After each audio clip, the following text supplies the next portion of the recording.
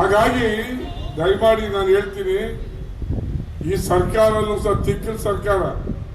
ಯಾಕೆ post paid ಬೇಕು? ಕೆಲಸ ಮಾಡಿ ಮುಗಿಸ್ರಪ್ಪ ಅಂದ್ರೆ ಕೊಟ್ಟಿರ್ತಾರೆ. ಪೋಸ್ಟ್ ಪೇಡ್ ಇವ್ರಿಗೇನು ಕಿರೀಟ ಕೊಡ್ತೀರಾ, ಇಲ್ಲ ಅಡಿಷನಲ್ ಸಂಬಳ ಕೊಡ್ತೀರಾ, ಅಥವಾ ಅಡಿಷನಲ್ ಇನ್ಕ್ರಿಮೆಂಟ್ ಕೊಡ್ತೀರಾ? ಏನ್ ಕೊಡ್ತೀರಿ? ಅಲ್ಲ, ಯಾತಕ್ಕೆ ನಿಮ್ಗೆ ಏನನ್ನ ಕೊಡ್ತೀವಿ? ಕಿರೀಟ ಬರೋದಿಲ್ಲ, ಕಿರೀಟ ಏನು ಕೊಡೋಲ್ಲ. ನಾನು ನೋಡಿದ್ದೀನಿ, IFC KBS ಅಧ್ಯಕ್ಷ ಆಗಿ ಬಹಳ ಜನ IPS IAS ಅಧಿಕಾರಿಗಳು ನಾನು ನೋಡಿದ್ದೀನಿ. ಅದೆಲ್ಲ ಅಲ್ಲ. ಅದಕ್ಕೆ ನೀವು ಯಾಕೆ ಒತ್ತಾಯ ಮಾಡ್ತೀರಿ? ನಿಮಗೆ ಫಸ್ಟ್ ಬೈಂದು ADCನೇ, ನಿಮ್ಮನ್ನೇ DC ಮಾಡಲ್ಲ, SP ಮಾಡ್ತಾರೆ ನಿಮ್ಗೆ ಇಲ್ಲ. ಅದಕ್ಕೆ ಯಾಕೆ ಜನಗಳಿಗೆ ನೀವು ಒತ್ತಾಯ ಮಾಡ್ತೀರಿ? ನೌಕರದಾರರಿಗೆ ರಾತ್ರಿ ದಿಗ್ಗಟ್ಗಳು ಹೆಣ್ಮಕ್ಳು ಮಲಗಿವೆ, ಅವ್ರ ಕತೆ ಏನಾಗ್ಬೇಕ್ರಿ? ಮಕ್ಕಳು ಮರಿ ಗಂಡ ಹೆಂಡತಿ ಏನಾಗ್ಬೇಕು? ಯಾತಕ್ಕೆ ಹಿಂಸೆ ಮಾಡ್ತೀರಿ ಅಂತಕ್ಕಂಥ ಈ ಸಂದರ್ಭದಲ್ಲಿ ಹೇಳ್ತಾ, ನಿಮ್ಮ ಹೋರಾಟಕ್ಕೆ ನನ್ನ ಸಹಕಾರನೂ ಇದೆ, ಅದರೊಳಗೇನು ವ್ಯತ್ಯಾಸ ಇಲ್ಲ. ಈಗಲೂ ನಾನು ADC ಅವ್ರಿಗೆ ಹೇಳ್ತೀನಿ,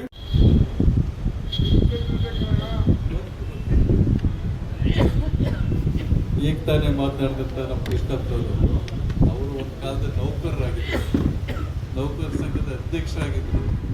ನೌಕರರ ಸಮಸ್ಯೆ ಬಗ್ಗೆ ಅವ್ರಿಗೆ ಬಹಳ ಚೆನ್ನಾಗಿ ಗೊತ್ತೈತೆ. ಆ ಕಾರಣದಿಂದ ಇವತ್ತು ಇಷ್ಟೊಂದು ಸವಿಸ್ತಾರವಾಗಿ ತಮ್ಮನ್ನು ಉದ್ದೇಶ ಮಾತನಾಡಿದ್ರು. ನಮ್ಮ ಓನರ್ ಅವ್ರನ್ನ ನಾನು ನೋಡಿದ್ದೆ.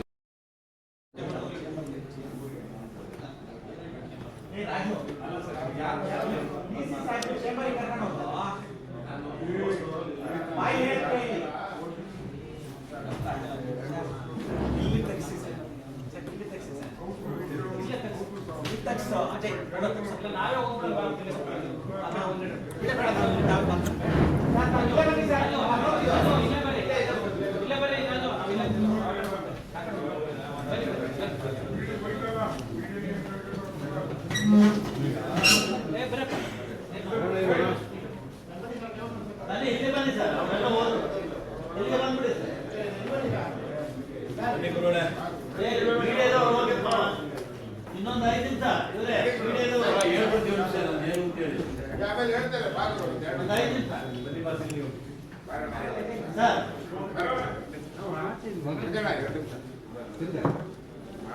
ಬಂದಿಲ್ಲ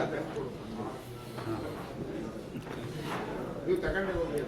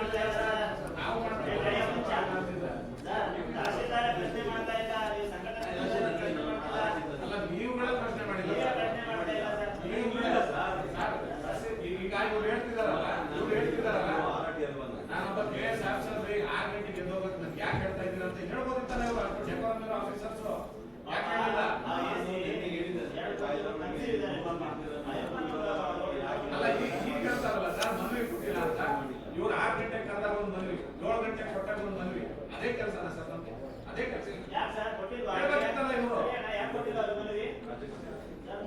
ಅಲ್ಲ ಸರ್, ಮನವಿ ಕೊಟ್ಟರು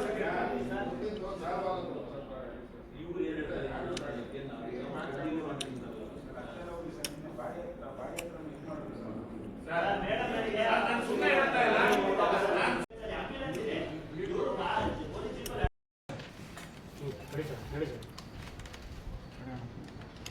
ಈಗ ಒಬ್ಬ ಹೆಣ್ಣುಮಗಳು ಭುವನ ಅಂತ ನಿನ್ನೆ ಆಕ್ಸಿಡೆಂಟ್ ಸತ್ತಿದ್ದಾರೆ. ತಹಸೀಲ್ದಾರ್ 6:30ಗೆ ಬರಬೇಕು ಅಂತ ಮೆಸೇಜ್ ಹಾಕಿ ಅವರಿಗೆ ಸ್ಪೀಡ್ ಆಗ್ಬೋದು ಆಕ್ಸಿಡೆಂಟ್ ಆಗಿ ಸತ್ತಿದ್ದಾರೆ. ಹಾಗಾಗಿ ಇಲ್ಲಿ ಏನು ಬಂದಿದ್ದಾರೆ ನಮ್ಮ ವಿಲೇಜ್ ಸ್ನೇಹಿತರು, ಆ ಮಗಿಂದ ಮುಖ ನೋಡೋಕೆ ಬಿಡಲಿಲ್ಲ ಇವರೆಲ್ಲ ಅಂತೇಳಿ ಪ್ರತಿಭಟನೆ ಮಾಡ್ತಾಯಿದ್ದಾರೆ. ಜೊತೆಗೆ ಯಾರು ಇದಕ್ಕೆ ಜವಾಬ್ದಾರಿ ತಗೊಂಡಿದ್ದಾರೆ ಅವ್ರ ಮೇಲೆ ಆಕ್ಷನ್ ತಗೊಳ್ಳಿಂದ ಡಿಮ್ಯಾಂಡ್ ಮಾಡ್ತಾರೆ. ಹಾಗಾಗಿ ಇದನ್ನು ನಾವು ಡಿಸ್ಕಷನ್ ಮಾಡಿದ್ವಿ ಬೋತ್ ಸೈಡ್.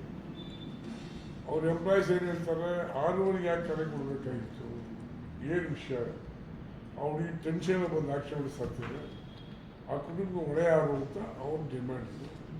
ಆಮೇಲೆ ಯಾರಿಗೆ ಸಂಬಂಧಪಟ್ಟವರು ಅವ್ರ ಮೇಲೆ ಕ್ರಮ ತಗೊಂಡು ಸಸ್ಪೆಂಡ್ ಮಾಡಿದ್ರೆ ಡಿಮ್ಯಾಂಡ್ ಮಾಡ್ತಾರೆ. ಅದ್ರ ಬಗ್ಗೆ detail discussion ADC additional SP ನಾವೆಲ್ಲ ಕೂತ್ಕೊಂಡು ಮಾತಾಡೋ ವಿತ್ ಲೀಡರ್. ಅವರು ಆಗದೇ ಇಲ್ಲ ಆಕ್ಷನ್ ತಗೋಬೇಕು ಅಂತ ಇಟ್ಟಿದ್ದಾರೆ. ಹಾಗಾಗಿ ಇದು ಆಗಬಾರ್ದು. ಇವತ್ತು ಚಿಕ್ಕೂರಲ್ಲಿ ಒಂದು 2-3 ಕಾಲ್ಬೇಕಾಗಿತ್ತು, ರೂಪಮ್ಮ ಹಾಸ್ಪಿಟ್ಲಿಗೆ ಬಂದಿಲ್ಲ. ಏನಾಗಿದೆ, ಎಲ್ಲೋ ಒಂದು ಕಡೆ SIR ತುಂಬ ನೌಕರಿ ಹರಾಜಾಗ್ತದೆ. 6 ಗಂಟೆಗೆ ಹೋಗ್ಬೇಕು, 7 ಗಂಟೆಗೆ ಹೋಗಿ ಇನ್ಸಿಟ್ ಮಾಡೋದು ತಪ್ಪು. 1 ಗಂಟೆ 9 ಗಂಟೆಗೆ ಈಗ ನಾವು ಒಂದಿಷ್ಟು ಮನೆ ಅಂತ ಕೊಟ್ಟಿರ್ತಾರೆ, ಅಷ್ಟು ಮನೆ ಮಾಡ್ತಾರೆ. ಯಾಕೆ 6 ಗಂಟೆಗೆ ಹೋಗ್ಬೇಕು, 9 ಗಂಟೆಗೆ ಹೋಗ್ಬಿಡಿ ಅಲ್ವಾ? ಹಾಗಾಗಿ ಈ ಥರ ಸರ್ಕಾರ ಆಗಲಿ ಜಿಲ್ಲಾಡಳಿತ ಆಗಲಿ ಅವ್ರ ಮೇಲೆ ಒತ್ತಡ ಏನು ತಪ್ಪು ಅನ್ನೋದು ನನ್ನ ಅನಿಸಿಕೆ. DC ಅವರು ಏನೇನು ಒಂದೇ ಮಾತು ಹೇಳಿದ್ರು, ನೀವು ಅವ್ರ ಮೇಲೆ ಹಾಕಿದ್ರೆ ನಮ್ಮಲ್ಲಿ ಏನೋ ಒಟ್ಟಿಗೆ ತಗೊಳ್ಳಿ, ಇವಾಗ ready to the get tahsildar ವಾಲ್ 10 ಜನ, ನೀವು ಆ ಎಮ್ಎಲ್ ಮೇಲೆ ಆಕ್ಷನ್ ಮಾಡಿ ನಮ್ಮಲ್ಲಿ ಒಟ್ಟಿಗೆ ತಗೊಳ್ಳಿ. ತಹಸೀಲ್ದಾರ್ ಟೌನ್ ಸಿಟಿ ಅವ್ರ ಮೇಲೆ ಆಕ್ಷನ್ ತಗೊಳ್ಳೋದಾದ್ರೆ ಒತ್ತಾಯ ಮಾಡಿ ನಮ್ಮಲ್ಲಿ ಎಲ್ಲ ತಗೊಳ್ಳಿ. ಇದು ಡಿಸ್ಕಷನ್. ಅಂದ್ರೆ ಇವರು ಅವರೆಲ್ಲರೂ ಕೂಡ 6:30ಗೆ ಬರೋಕೆ ಹೇಳಿದವ್ರೆ. ಎಲ್ಲ 6:30ಗೆ ಬರೋಕೆ ಅವ್ರಿಗೆ ಹೇಳಿದ್ದಾರೆ ಯಾರು ಅಂತ ಹೇಳಿದ್ರು ಸರ್. ಅವ್ರು ಹೇಳಿದ್ದಾರೆ ಯಾರು ಅಂತ ಹೇಳಿದ್ದಾರೆ, ಅದು ಹೇಳಲಿಲ್ಲ. ಅವ್ರನ್ನ ಕೇಳಿದ್ರು ಯಾರು ಅಂತ. ಇಲ್ಲ ಎಲೆಕ್ಷನ್ ಕಮಿಷನ್ 6:30 ಬಂದು ಯಾರು ಹೇಳಿದ್ರು. ಅದರಿಂದ ಇವ್ರಿಗೆ ಕೇಳ್ತಾರೆ ನಾವು, ಇವ್ರಿಗೇನು ಯಾರು ಹೇಳಿದ್ರು ನಿಮ್ಗೆ ಹೇಳಿ ಅದನ್ನು ಬಿಡ್ತಾರೆ.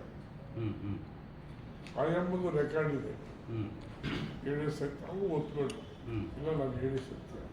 ಬಟ್ ಯಾರು ಹೇಳಿದ್ದು ಅಂತ ಹೇಳಲಿಲ್ಲ. ಈ ತರ ಹೇಳಕ್ಕೆ ಹೇಳಿದವರು ಅವ್ರು ಹೇಳಿದ್ದಾರೆ ಜಿಲ್ಲಾಧಿಕಾರಿಗಳ ಆದೇಶದಂತೆ ಅಂತ ಇದರಲ್ಲಿ ಹೇಳೋರು. ಅವರ DC ಅವರ ಮೆಸೇಜ್ ಹಾಕಿರೋದು ಇದೆಯಲ್ಲ ಸರ್, ಅದು ನಂಗೆ ತೋರಿಸಲಿಲ್ಲ. ಜಿಲ್ಲಾಧಿಕಾರಿಗಳ ಆದೇಶದಂತೆ ನಾನು ನಿಮಗೆ ಹೇಳ್ತಾ ಇದ್ದೀನಿ ಅಂತ ಆ ರೆಕಾರ್ಡಲ್ಲಿ ಹೇಳಿದ್ದಾರೆ. ಒಂದು ಎರಡನೇದಾಗಿ ಇನ್ನೊಂದು BLOಗಳ ಗ್ರೂಪಲ್ಲಿ ಒಂದು ಮತ್ತು ಡಿಸ್ಟ್ರಿಕ್ಟ್ ಆಫೀಸರ್ಸ್ಗಳ ಗ್ರೂಪಲ್ಲಿ ಒಂದು DC ಅವರು 7:19 ಹಾಕ್ತಾರೆ ಮೆಸೇಜ್, ಇಂಗ್ಲೀಷಲ್ಲೂ ಹಾಕ್ತಾರೆ. ಐ ಹೋಪ್ ಅಂತ, ಎಲ್ಲರೂ ಆ ಸ್ಥಳದಲ್ಲಿ ಇದ್ದೀರಾ ಅಂತ, ಐ ಹೋಪ್ ನಾನು ನಂಬ್ತೀನಿ ಅಂತ ಹಾಕ್ತಾರೆ. ಅಂದರೆ ಅಂಡರ್ಸ್ಟುಡ್ ಅಲ್ವಾ, 7 ಗಂಟೆದಲ್ಲಿ ಇರಬೇಕು ಹೇಳ್ತಾರೆ ಅಂತ. ಅಲ್ಲ, ಅದು ಅಂಡರ್ಸ್ಟುಡ್ ಅಲ್ವಾ ಆ ಮೆಸೇಜು ಅಂತ ಅಲ್ವಾ? ಅದ್ರ ಬಗ್ಗೆ ಚರ್ಚೆ ಆಗಿದೆ. ಈ ತಹಸೀಲ್ದಾರ್ ಬಾಯ ಬಿಡ್ತಾ ಇಲ್ವಲ್ಲ, ಇದಕ್ಕೆ ಸರ್ ಅವ್ರು ಹೇಳಿದ್ರು ಇಷ್ಟೇ ಆಗಿದೆ. ಈಗ ಏನಕ್ಕೂ ಒಪ್ಕೊಂಡಿಲ್ಲ ಅವರು.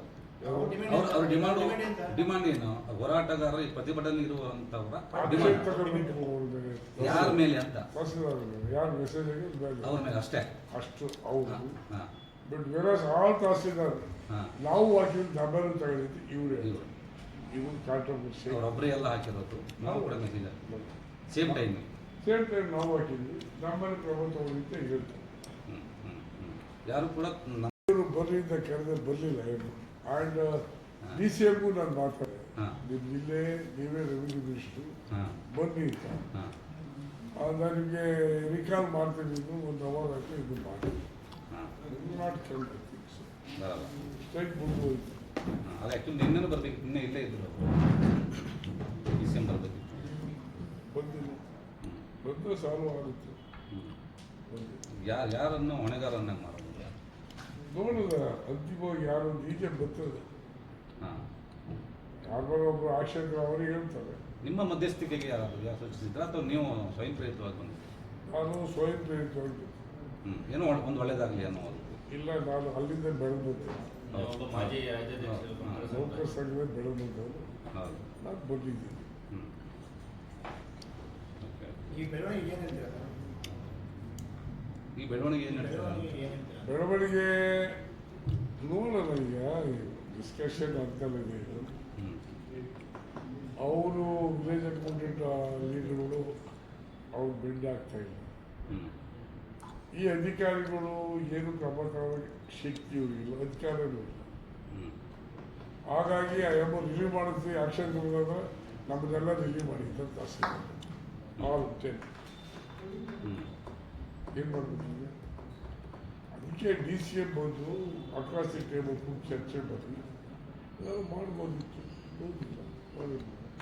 ನಿಮ್ಮ ಸಲಹೆ ಇದು ಸಲಹೆ ರೆವಿನ್ಯೂ ಮಿನಿಸ್ಟರ್ ಬಂದು ಚರ್ಚೆ ಮಾಡಿ ತೀರ್ಮಾನ ಮಾಡಬೇಕು. ಆದಷ್ಟು ಬೇಗ ಇವತ್ತೇ ಬಂದರೂ ಬೆಟರ್ ಅಂತ ನೀವು ಭಾಷಣದಲ್ಲಿ ಹೇಳಿ. ಇವತ್ತೇ ಬಂದು ಒಳ್ಳೇದಲ್ಲ. ಹೌದು. ಒಬ್ಬ ರಾತ್ರಿ ಊಟ ಇದೆ ಮನೆಗೆ ಹೆಣ್ಮಕ್ಳು ಹೌದು. ಅವ್ನು ಹೇಳಿದಲ್ಲ, ಯಾವುದೇ ಕಾರಣಕ್ಕೂ ನಾವು ಆಫೀಸ್ ಓಪನ್ ಮಾಡೋಕ್ಕೆ ಬಿಡಲ್ಲ. ಹೌದು. ಇದು ರಾಜ್ಯ ಮಟ್ಟ ಇಶ್ಯೂ ಆಗುತ್ತೆ. ಹ್ಮ್. ಇದು ಕಾಯ್ತಾರೆ. ಹೌದು. ಹರಾಸ್ಮೆಂಟ್ ಜಾಸ್ತಿ ಇದೆ for all the district, not only this state ಎಲ್ಲ ಇದೆ. ಕಾಯ್ತಾವ್ರೆ, ಬೀದಿಗಿಳಿ ಹೋರಾಟ ಮಾಡ್ತಾರೆ. ಏನು ಮಾಡೋಕ್ಕಾಗ್ತದೆ? ನೀವು ಬಂದಿದ್ರಿ, ನಾಳೆ ನಿಮ್ಮ ಪಕ್ಷದ ಯಾರಾದರೂ ಆಮೇಲೆ ಬರ್ತೀನಿ. ನಿಮ್ಮ ಪಕ್ಷದ ಕುಮಾರಸ್ವಾಮಿ ನೋಡೋಣ ಮಾತಾಡ್ತೀನಿ. Okay sir.